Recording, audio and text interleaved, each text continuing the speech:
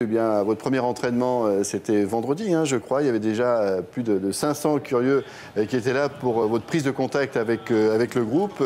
Vous avez signé un bail d'1 an et demi avec Reims. Votre mission, c'est de sauver le club de la relégation. Reims est dernier en Ligue 2 et à 8 points du premier non relégable, donc il y a du boulot.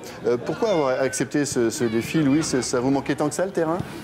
C'est pas une question. Quand on est passionné, quand on aime, quand on a l'occasion de rencontrer des personnes comme celles que j'ai rencontrées, et quand on vous parle de la situation du Stade de Reims, qui est quand même un club qui fait partie du patrimoine, qui est un club, je me souviens quand j'étais gosse, je me souviens du Reims de Carlos Bianchi, de Santa Maria, des frères Relèche, de cela, de ce club qui faisait partie... Et avant, il y avait les Copas, les Fontaines et ces Coupes d'Europe face au Real de Madrid.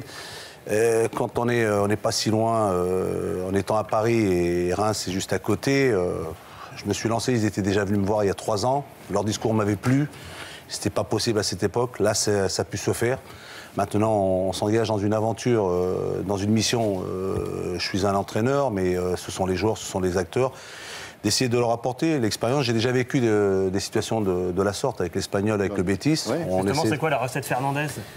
Vous savez, la recette, c'est de trouver les mots le plus rapidement possible, la méthode, le changement, changer certaines habitudes, certaines choses. Vous avez essayé, quand on est joueur, quand on est dans une situation assez délicate, difficile, il faut qu'il y ait un déclic, il faut trouver le plus rapidement quelque chose qui peut satisfaire. Après, c'est dans la stratégie, dans la causerie, dans l'approche du match, la semaine, le travail au quotidien. Bon, après, j'ai un staff autour de moi avec lesquels j'ai gardé des garçons qui sont du cru, qui sont de là-bas, Carlos Lopez.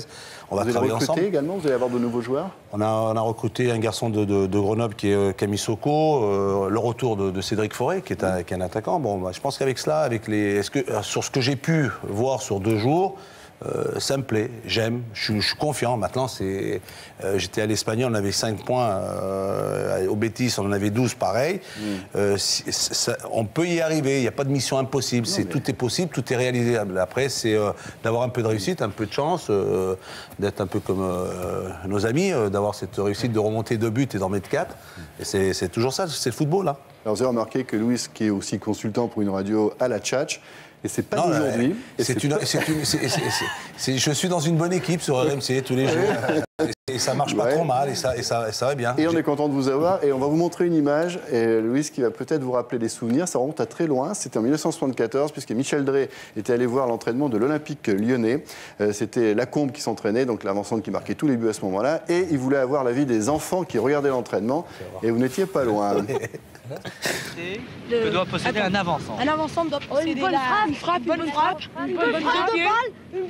de balle, un bon marquage et un bon élancement. Ouais.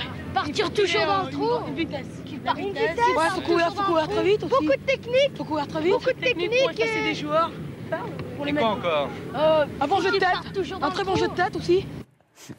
Belle coupe de cheveux, Louis. Hein. C'est pas mal. Ouais, déjà, la vitesse, coup de tête. J'étais passionné déjà, ça m'intéressait. Ouais, hein. Je m'intéressais. Donc en l'occurrence, vous étiez au Minguette à ce moment-là, et de temps en temps, vous alliez voir les entraînements. J'allais souvent, c'est ma jeunesse, l'Olympique lyonnais. Hein. Quand on parle de Lyon, quand on voit la réussite de Lyon, moi j'ai vu Lyon où il n'y avait rien, il n'y avait strictement rien. L'arrivée d'Aulas a tout chamboulé, l'arrivée d'Aulas a tout dans l'organisation. Il a apporté une nouvelle, a donné une autre dimension à l'Olympique lyonnais. Mais quand on était gosse, notre club qui est à côté, c'était Lyon. Mais pour qu'ils le sachent, j'allais aussi à Saint-Etienne voir des matchs. Justement, on a parlé de vous pour être entraîneur de Saint-Etienne à un moment. Ça aurait pu se faire la saison dernière. Ah ouais. Et Nantes aussi, on a parlé de vous pour Nantes. Non, j'ai pas eu de contact avec Nantes. Mais avec Saint-Etienne, oui, il y avait un contact assez proche. Bon. Alors, Anne Meunier a retrouvé également une autre image qui va nous ramener à la Coupe de France. C'est lors de votre première victoire avec le Paris Saint-Germain, c'était en 82. Il y en a eu 2 de suite, 82 et 83. Vous étiez déjà sur le plateau de Stade 2, c'était une autre équipe, c'est l'équipe, on va dire, de Robert Chapat. Il y avait Thierry Roland aussi. Vous aviez amené la Coupe de France et la coupe était pleine, si j'ose dire. On va voir ça. Qu'il soit là encore un petit moment pour parler avec ces jeunes gens. Oui, alors justement, le mot de la fin. Le mot de la fin au président Borrelli. Est-ce qu'il est convenable de dire publiquement que j'aimerais faire un cadeau à Thierry Roland, lui qui a toujours été très gentil et très agréable avec mon club, lorsque vous m'y autorisez? Ah oui, bien sûr. C'est amusant. C'est amusant. C'est amusant. Est-ce que c'est du champagne? C'est même pas du champagne.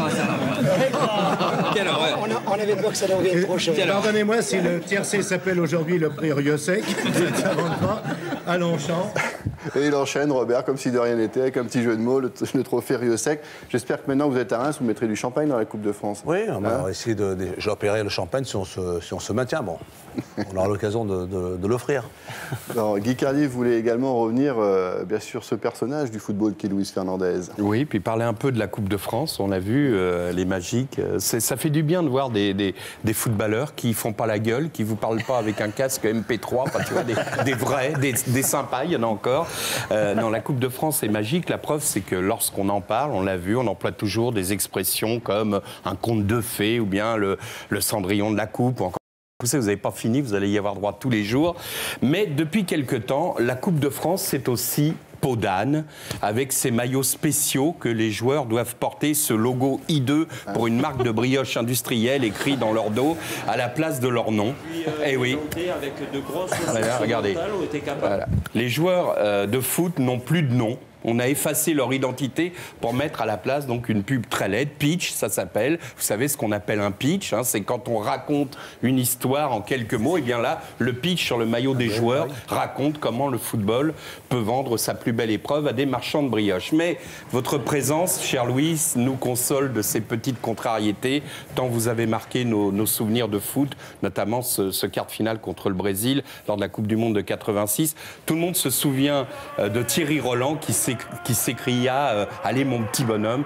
Et au moment où vous avez tiré ce penalty qui qualifiait la France, et depuis ce jour-là, Louise, le petit bonhomme de toute la France, enfin, c'est un truc qui est resté, ce qui est très étonnant d'ailleurs, parce que Thierry Roland commentait un match en différé et on a oublié le match en direct. C'est comme ça le foot.